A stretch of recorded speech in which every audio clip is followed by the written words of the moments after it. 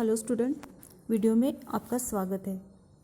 हमने एक फूल की चाह इस कविता में अब तक देखा था कि कैसे सुखिया अपने पिताजी को या अपने पिता को अपने अंतिम इच्छा को प्रकट करती है कि उनको एक मंदिर के देवी माँ के चरणों का एक फूल प्रसाद के रूप में चाहिए होता है। आगे देखते हैं आगे का स्टैंजा और उसका हम आज अर्थ समझते हैं। ऊंचे शैल शिखर के ऊपर मंदिर था विस्तीर्ण विशाल, स्वर्ण कलश सरसीज विहसित थे, पाकर समुदित रविकर जाल। दीप धूप से आमोदित था मंदिर का आंगन सारा, गूंज रही थी भीतर बाहर मुखरित उत्सव की धारा। यहाँ पे इस स्टैंजा में कवि ने मंदिर का वर्णन करते हुए यह कहा कि देवी का जो मंदिर है वह ऊंचे पहाड़ों पर बना हुआ है। इसका परिसर विस्तीर्ण और विशाल है। मंदिर की चोटी पर सोने का कलश चढ़ा हुआ है। सूर्य की किरणें सबसे पहले इस मंदिर में ही प्रवेश करती है। भक्तों का आना जाना हमेशा वहाँ लगा रहता है और जिसकी वजह से दीप धूप की वजह से मंदिर का परिसर आनंदपूर्ण, सुहासिक और हर्ष के साथ गूंजता रहता है। मंदिर के अंदर और बाहर उत्सव जैसा माहौल रहता है। आगे की लाइन देखते हैं। भक्त वृंद मृदु मधुर कंठ से गाते थे सभक्ति मुदमय, पतित तारिणी पापहारिणी माता तेरी जय जय जय, पतित तारिणी तेरी जय जय। मेरे मुख से भी निकला बिना बड़े ही मैं आगे को, जाने किस पल से ढिकला। यहाँ पे बताते हैं कवि कि सभी भक्तगण अपने मधुर कंठ से देवी का जय जयकार करते हैं। उनकी भक्ति उस जय जयकार से और प्रभावित होती है। ऐसे ही भक्तों के साथ सुखिया के पिता अनजाने में उस मंदिर की ओर धकेलते चले गए, क्योंकि बेटी की अंतिम इच्छा उन्हें पूरी करनी थी। कवि कहते हैं कि सुखिया के पिता अनायास उस मंदिर की तरफ बढ़ते चले गए। आगे देखते हैं। मेरे दीप फूल लेकर वे अम्बा को अर्पित करके, दिया पुजारी ने प्रसाद जब आगे को अंजलि भर के, भूल गया उसका लेना झट परम लाभ सा पाकर मैं, सोचा बेटी को माँ के ये पुण्य पुष्प दूँ जाकर मैं।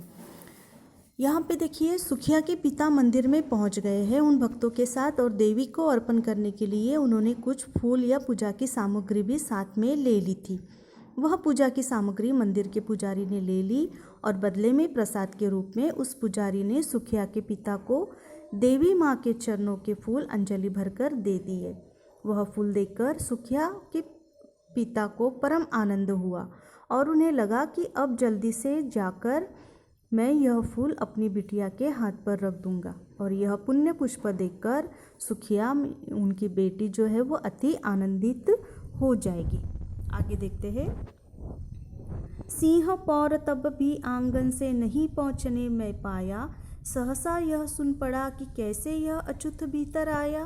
पकड़ो देखो भाग न जावे, बना धूर्त यह है कैसा, साफ स्वच्छ परिधान किए है भले मानुषों के जैसा।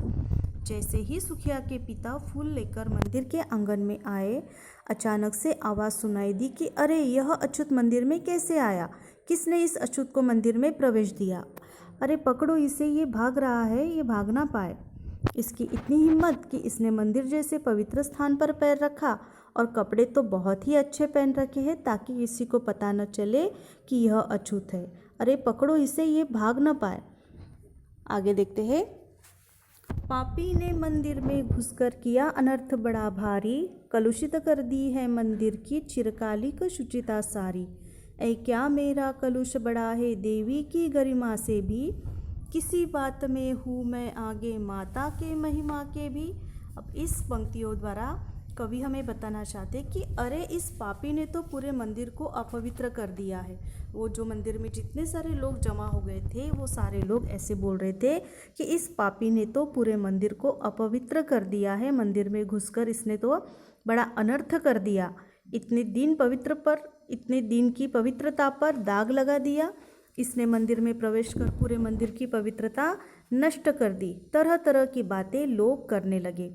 सुखिया के पिता ये सोच रही थी कि क्या मैंने इतना बड़ा पाप किया है, क्या मेरा पाप इतना बड़ा है कि मेरे मंदिर में प्रवेश करने से मंदिर अपवित्र हो गया। मेरी भक्ति से बढ़कर क्या मेरा धर्म, मेरी जाति है? माता की महिमा के आगे मेरा यह पाप क्या सच में बड़ा है? आगे देखते हैं। माँ के भक्त हुए तुम कैसे करके यह विचार खोटा, माँ के सम्मुख ही माँ का तुम गौरव करते हो छोटा। कुछ न सुना भक्तों ने झट से मुझे घेर कर पकड़ लिया, मार मार कर मुक्के घुसे धम से नीचे गिरा दिया। अब यहाँ पे बताया गया है कि कुछ लोगों ने सुखिया के पिता को वहाँ पे पकड़ लिया। मंदिर में कुछ लोगों ने सुखिया के जो पिता है उनको वहाँ पे पकड़ लिया। तो वे बार बार उनसे विनती करते रहे कि क्या एक माँ के भक्त के लिए तुम लोग ऐसा छोटा विचार करते हो? देवी माँ के सामने ही तुम लोग उसके भक्त की ऐसी दशा कर रहे हो। यह तो बड़ी लज्जास्पद बात है। पर उन लोगों ने उसकी एक बात नहीं सुनी और उसे मुक्के और घूंसे मार मार कर धम से नीचे गिरा दिया। आगे देखते हैं।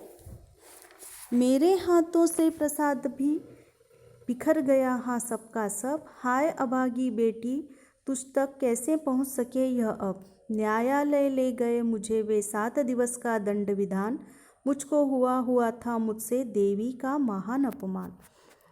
जब उन लोगों ने सुखिया के पिता को घेर लिया, पकड़ लिया, उसको मार मार कर नीचे गिरा दिया, तो उसके हाथों से प्रसाद के जो फूल हैं जो पंडित जी ने दिए थे वह सारे इधर उधर बिखर गए। बेटी की आखिरी इच्छा पूरी करने के लिए बेचारे वह कितने सोच विचार करके मंदिर में आए थे। मंदिर में पहुंचकर माता के दर्शन लेकर वह प्रसाद मिलने पर कितने खुश हुए थे, लेकिन अब वह सारी खुशी खत्म हो गई थी।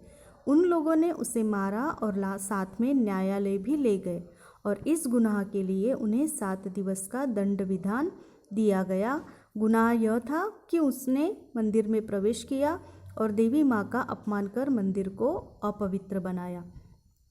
अब आपको ये यहाँ पे आप सोच रहे होंगे कि अपवित्र क्यों बनाया उसने, तो मैं आपको यहाँ पे बता दूँ, जो सुखिया के पिता थे वो निचली जाति के थे, क्षुद्र जाति के थे, और जो मंदिर के जो लोग थे, समाज में जो लोग रहने वाले थे, वो उनको मंदिर में बिल्कुल भी प्रवेश नहीं देते थे। इसलिए जब मंदिर में सुखिया के पिता पहुँचे तो सारे लोगों को लगा कि ये अछूत मंदिर में कैसे आया और सारे मंदिर को इसने अपवित्र कर दिया। अब इसके आगे सुखिया के पिता जो है वो अपने बेटी की अंतिम इच्छा पूरी कर सकते हैं या नहीं। सुखिया के पिता बेटी को उसके अंतिम इच्छा पे क्या जवाब देंगे, ये हम नेक्स्ट वीडियो में देखेंगे। आपको कविता अच्छे से पढ़नी है। धन्यवाद।